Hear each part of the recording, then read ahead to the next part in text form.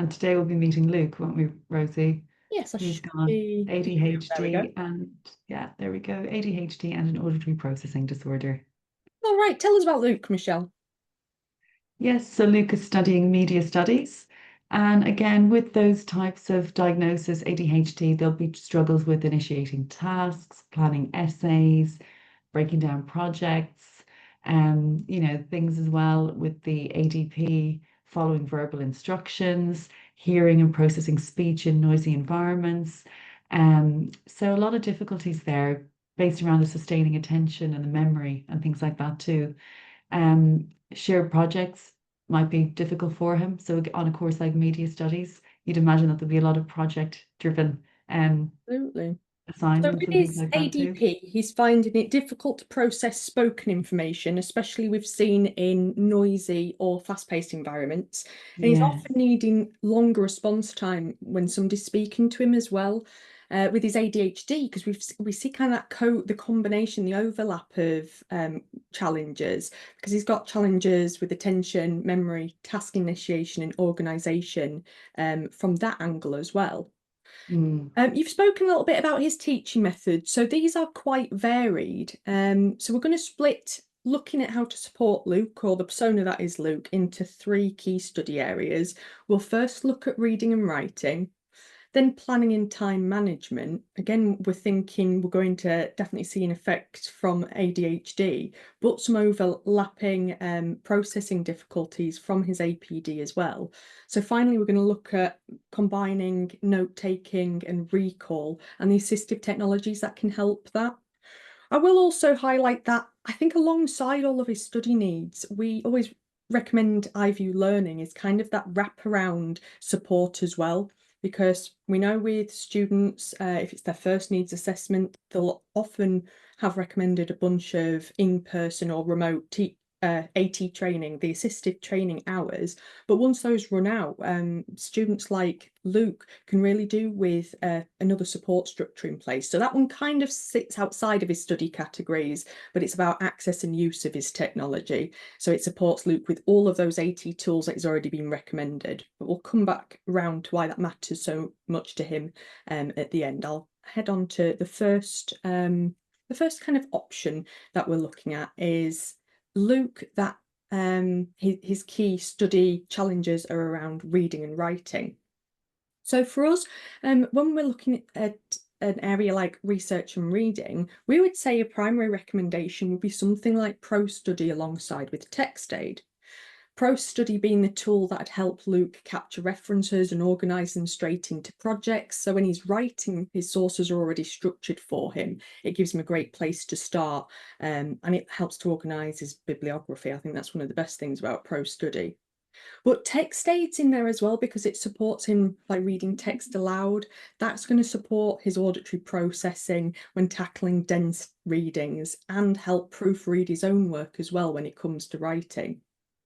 We've got scan marker highlighted there with a yellow box, kind of signifying that it could be an alternative recommendation. So Luke, he is doing media studies, so we'd think a lot of his content would be digital, but if he's got a lot of paper-based resources, so a tool like scan marker, which is kind of one of those mid-tech tools, it doesn't need plugging into the internet to read out. That's a reading pen that would help him capture text or even capture short voice notes with it, even handles other languages if you do connect it to the internet.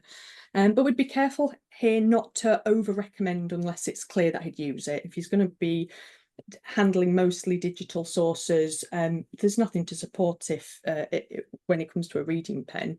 I've sneakily snuck in, I don't think Michelle's even noticed this one. I've even said for reading and writing, EasyNotes could be a good secondary or alternative suggestion, because it could be an extra layer of support for processing text. He could even set TextAid to read aloud and capture it through EasyNotes so that the key points are kind of precipitated for him, almost as an executive functioning support to help filter out the important concepts. For a student like Luke with ADHD, that's going to reduce the risk of losing track if his attention lapses, and for visual thinkers as well, if his ability to go straight from text to map even makes it a powerful bridge between that reading and the planning stages. When it comes to reading and writing, for written assignments, we've said primary tools being something like MindMeister and Likey. MindMeister, again, if you weren't going to go down the IVI route, MindMeister is the thing that would help Luke visually map out his essay structures, a strong support for ADHD, so that he can highlight all areas. He doesn't have to think in a very linear fashion to be able to mind map and sequence an essay in that regard. And Likey, that's in there because it helped predict words and phrases as Luke types on a Windows machine at least. That'd reduce his effort and it helped keep ideas flowing rather than putting any typing related barriers. Learnable's listed as an alternative here because it does support memory and structuring, and if that's where his challenges are greatest. Maybe it's a sense that he needs to just recap some of his topic cards on Learnable before writing chunks of his written assignments. So it depends on exactly how his course is structured and the support needs that come out in his in the interview, in the assessment stage.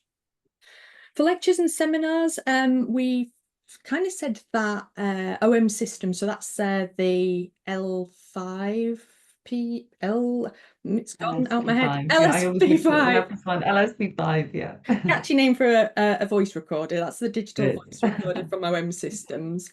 It used to be called something else, didn't it? Oh, anyway, Olympus, that's it. It used to be Olympus, now it's OM Systems. But they still do cracking voice recorders, and that's so that you can have high quality recording of anything that is auditory. It gives Luke a second chance to process. If there's going to be inherent delays in his processing, having that audio recording as high quality as possible, even if he was then going to use it with tools like IVI Notes to help note take, and that's going to give him the best chance possible of starting with good audio. But earplugs, they're in there to kind of help manage the auditory environment that he's in with two different settings. I refer to them as like open and closed, or like my social and anti-social modes.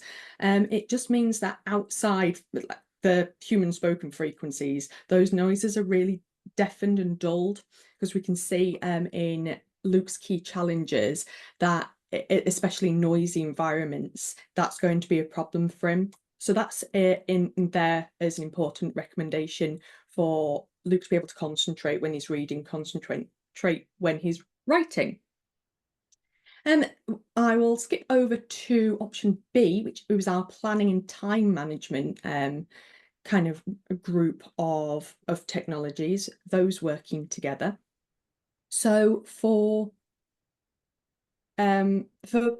Luke, especially with ADHD, he needs a way to be able to structure his tasks in a way that's going to capture all elements of his responsibilities, but he might need help with initiating those tasks as well. So it might not be enough to have a great task manager like Meister task, maybe alongside MindMeister. So if he does prefer to think visually, he can start in MindMeister, build a mind map of everything that needs to be done, branching out into each area of the project or the area that he's planning for.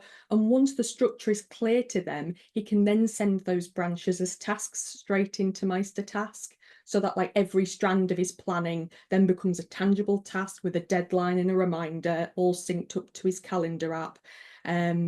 And for a student with, especially for ADHD, that flow from like big picture thinking on a mind map to independent action steps is really helpful.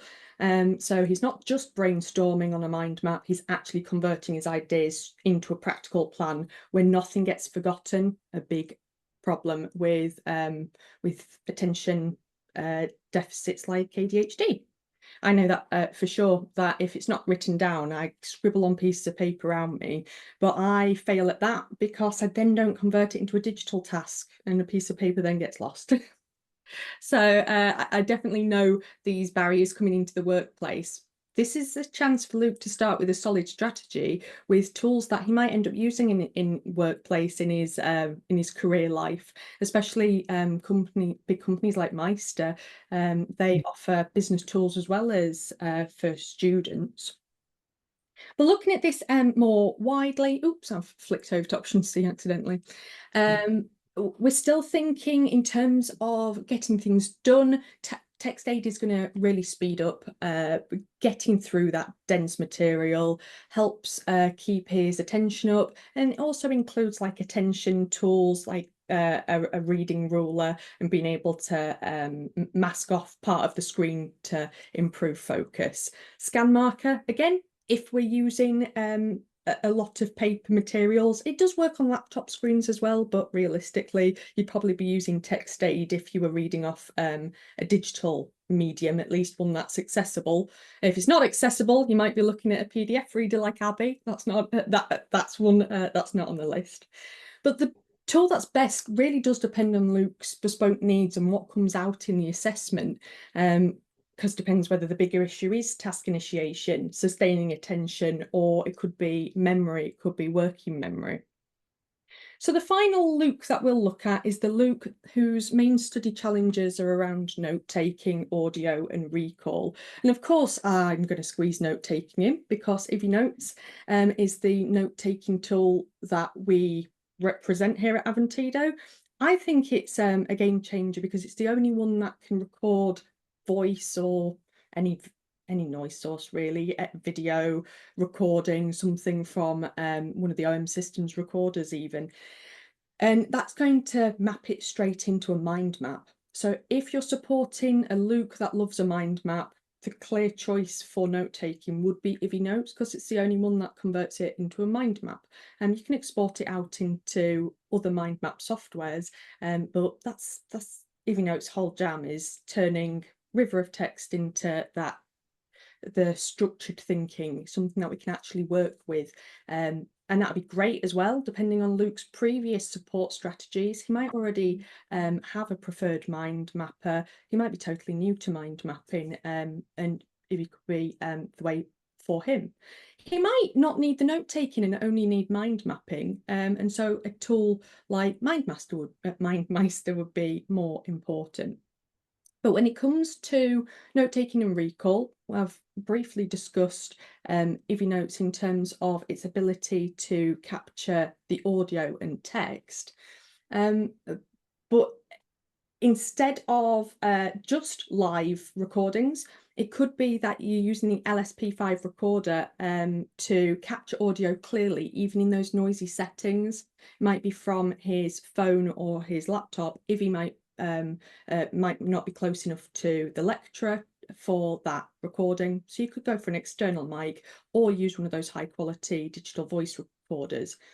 If the barrier is turning those recordings into usable notes, Notes is essential because it's transforming it into that structured and searchable mind map.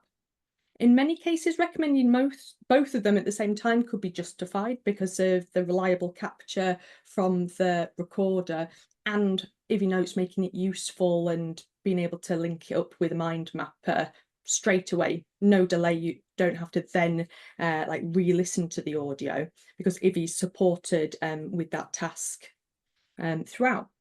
Obviously, alongside all of these tasks, in any auditory environment, Luke is going to have his debud earplugs with him because it's going to reduce the sensory overload and it's going to help him concentrate in those environments a little better because you have a bit of autonomy, control over the environmental sound.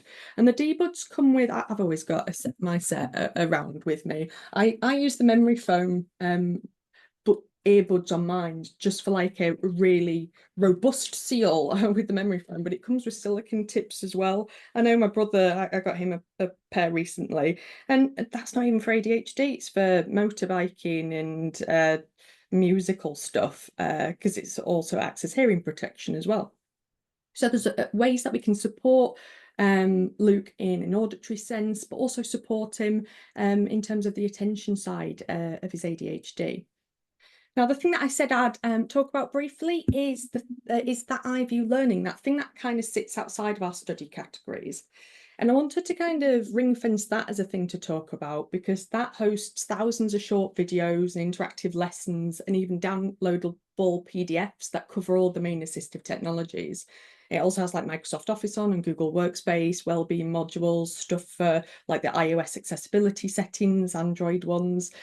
Anyway, for Luke, it's going to be a huge benefit to recommend iView Learning because we know his attention span and his audio processing challenges might mean that he's going to really appreciate the closed captioning and the playback controls because he could play videos back slower, faster, and refer to his PDF summaries that come with every video. If it was a bit like how I was raised, my mum would get me to print out those summaries, and then you could be using the scan marker to read out from that paper copy if you needed to follow along kind of step by step to support ADHD, depending on the level of support he does need. But it means that Luke can revisit the training in a format that works for him, and it reduces the risk of him feeling stuck or overwhelmed even later on in his degree, because we all know the story of the in-person training in first year. If he's one of the many neurodivergent students that take a leave of absence, it might be that he's coming back and trying to pick up tools after a period of abstinence, let's say, and a tool like iView Learning being recommended means he can jump in and remind him not only of his exact like version of software, if he had a slightly older version. I know that sometimes happens with Dragon. Might be that the student's returning to studies. Luke wouldn't be at age 18. It's definitely going to be his first rodeo at university. But that's why we'd recommend iView Learning as well.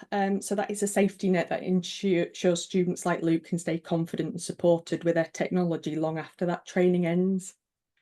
So as we've seen for Luke, it's not just about one single tool, it's about a combination that can support him across his reading, across his writing, his planning and his recall. Let me just go back to that first slide so that we can see all the different technologies that can come together to support a student like Luke. And this isn't about trying to tick every box or overwhelm Luke as a student. It's about structured combination of software that can each play its role, whether it's Pro Study, TextAid, MindMeister, LightKey, MeisterTask, Ibby Notes, the LSP5 from OM Systems or dbuds. Each can play its own role, and then something like iView Learning can underpin them all, so making sure Luke can continue using his technology with confidently. Those yellow boxed alternatives that we saw, things like Scan Marker, Dragon and Learnable, they may be more sustainable depending on Luke's specific challenges. And obviously demonstrations in assessment will really help make that decision alongside Luke. The key for us, at least when we were considering the persona of Luke, was to recognise how auditory processing disorder and ADHD have overlapped to affect his learning, and recommending tools that support both information processing and those executive functioning needs. So if you'd like to explore any of these tools further, or if you wanted to get your hands on a license to try them out, please do reach out to us. You can email info@avantido.com if it's for general stuff. Reach out to me if you wanted to get some licenses, and I can always liaise with the other people in the solutions experts team. We can get you set up with not for resale licenses, because a hands-on demonstration often makes a difference in finding the right match for a student. So with that, I think that's us come to an end of our final of our 10-parter persona series. So I'm very glad that you've been here. If you've made it to the end, or if you've made it to the end of the recording, thank you very much. I'm going to stop sharing my screen now. And if Thank you, Rosie. You've really brought Luke to life there. Thanks so much. And thanks to everyone for joining us for this series.